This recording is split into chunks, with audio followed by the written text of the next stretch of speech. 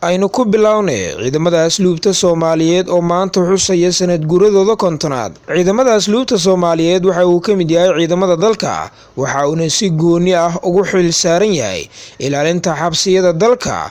waxaa la aasaasay 22 Febraayo sanadkii 1970 iyadoo tan iyo xilligaasi uu si hufan u gutay waajibaadkiisa qaran.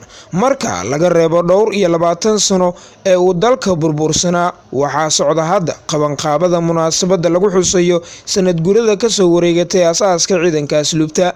mas'uuliyiinta dowladda qaarkood ayaa lagu wadaa inay ka qayb galaan oo ay khudbad ka jeediyaan xuska maalinta ciidamada asluubta. waxaa sidoo kale lagu wadaa inay ka qayb galaan taliyayaasha ciidamada booliska iyo militariga Soomaaliya. wadooyinka qaar ee magaalada Muqdisho ayaa maanta xiran, waxaana ku sugan ciidamo ka tirsan dowladda Soomaaliya oo gaadiidka dagaalka ku jira wadooyinka xiran. waxaa ka mid ah wadada Maka al-Mukarrama. sidoo kale waxa ay ciidanku xireen agagaarka xarunta ciidamada asluubta. dhanka kale, Somaliland oo ku celisay in farmaajo uusan tagi doonin Hargeysa. xukuumadda Hargeysa ayaa sheegtay in wafdiga dowladda Itoobiya ee wasiirka maaliyadda Mudane Axmed Shiide hogaaminayay aanay wax culays ah ku saarin sidii farmaajo u imaan lahaa magaalada Hargeysa. wasiirka warfaafinta Salebaan Yuusuf Cali Korey ayaa sheegay in wafdiga uu socday arrimo ku saabsan dekedda Berbera iyo jidka Berbera Kirador, isla markaana aanay jirin wax iska bedelay mowqifka Somaliland ee dhawaantan madaxweyne Biixi uu ka sheegay baarlamaanka. hadalka wasiirka ayaa yimid xilli ay soo baxayeen warar sheegaya in dowladda Itoobiya ay weli cadaadis ku saarayso Somaliland in uu Hargeysa tago madaxweynaha Soomaaliya Mudane Maxamed Cabdullaahi Farmaajo. dhanka kale, gobolka Banaadir oo laga bilaabay howlgal xoolaha lagu aruurinayo magaalada. maamulka gobolka Banaadir ayaa magaalada Muqdisho ka bilaabay howlgal lagu aruurinayo xoolaha, gaar ahaan lo'da oo magaalada nadaafadeeda hoos u dhigtay sida uu sheegay duqa caasimadda.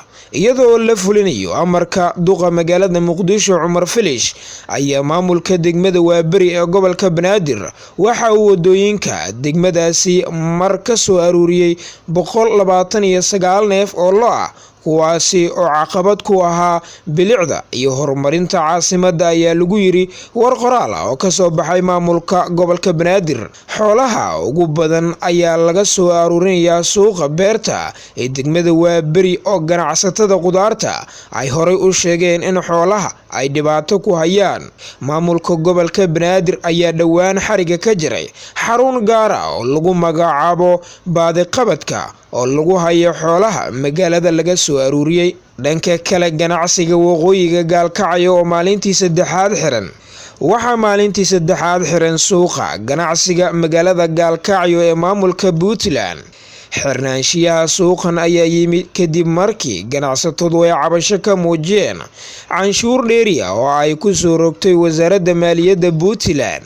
ganacsatada Gaalkacyo ayaa ka cabanaya canshuurta iibka, taasi oo ay sheegeen in wasaaradda maaliyaddu kaga qaadi jirtay kastamyada oo keliya, haddana ay bilowday in ay mid labaad ka qaado xarumahooda ganacsiga ee ku yaala gudaha magaalada Gaalkacyo.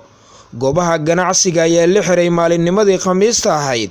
wasaaradda maaliyadda Puntland weli wax jawaaba kama aysan bixin caqabadaha ka imaanaya ganacsatada Gaalkacyo ee la xiriira canshuurta lagu kordhiyay. dhinaca kale, khilaafka u dhexeeya dowladda Qatar iyo Sacuudiga oo mar kale cirka isku shareeray. dowladda Qatar ayaa waxa ay war ka soo saartay is-hortaaga ay dowladda Sacuudiga ku sameysay wasiirka wasaaradda caafimaadka ee dalkaasi Qatar, Hanaan Maxamed Al-Kuweyni, xilli ay ka qaybgali lahayd shir la isugu yeedhay wasiirada caafimaadka ee dowladaha Khaliijka. wasiir Hanaan ayaa dowladda Sacuudiga ay u diideen inay ka qayb gasho shirkaasi oo ay martigelinaysa dowladda Sacuudi Arabia, isla markaasina ay ka soo wada qayb galeen dowladaha ku boobay Khaliijka. ujeedka shirkani ayaa ahaa sidii looga wada arrinsan lahaa xaaladaha halista ah ee dhanka caafimaadka ee dalalka Khaliijka, kaasi oo uu ugu horeeyo caabuqa dilaaga ee coronavirus ee ku sii fidaya qaybo badan oo ka mid ah dalalka caalamka. dad looga shakisan yahay in ay qabaan cudurka coronavirus oo lagu weeraray dalka Ukraine. Dibadbaxayaal isugu soo baxay magaalada Ukrainian ayaa weeraray bas ay wateen dad looga shakisan yahay in ay qabaan cudurka coronavirus. Dowladda ayaa waxa ay dadkaasi geysay goobo caafimaad oo ku yaala bartamaha Poltava. Dadkaasi ayaa lagu hayn doonaa goobahaasi muddo 14 maalmood si loo xaqiijiyo caafimaadkooda.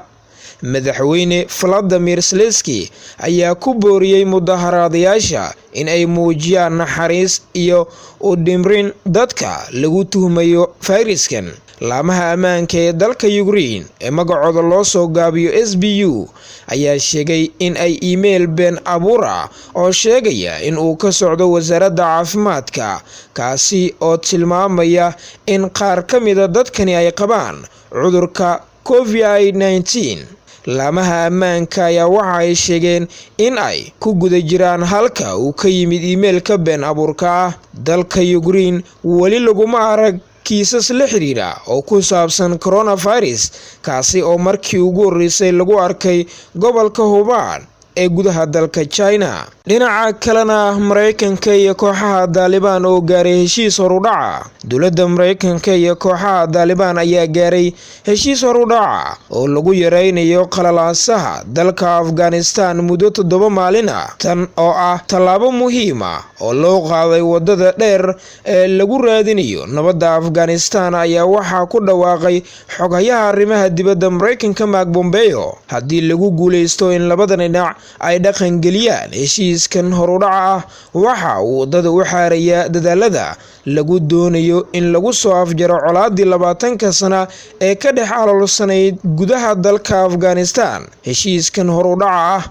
ayaa ka bilaabanaya maanta oo Sabti isaga oo ku soo beegmaya in ka badan 1 sano oo ay wadahadallo u soconayaan ergooyinka ka socda dowladaha Taliban iyo dowladda Mareykanka. Ugu dambeyntii sirdoonka Mareykanka oo Ruushka uga digay in mar kale uu faraha la galo doorashada dalkaasi. Laamaha sirdoonka ee Mareykanka ayaa uga digay in Ruushka uu isku dayi doonin in uu madaxweyne Trump ka caawiyo sidii dib loogu soo dooran lahaa marka la gaaro doorashada madaxtinimada ee bisha November, sida ay sheegeen warbaahinta Mareykanka. Warbaahinta oo soo xiganaysa saraakiil sarsare ayaa sheegtay in hadalkani uu ka soo baxay kulan ay albaabada u xirnaayeen oo 13 bisha November xog lagu siiyay gudiyada sirdoonka ee aqalka wakiilada. Madaxweyne Donald Trump ayaa lagu soo waramayaa inuu si aad uga carooday arrintan isaga oo ka cabanaya in siyaasiyiinta xisbiga dimuqraadigu ay macluumaadkaasi u adeegsan doonaan si ay ugu wiiqaan ololihiisa.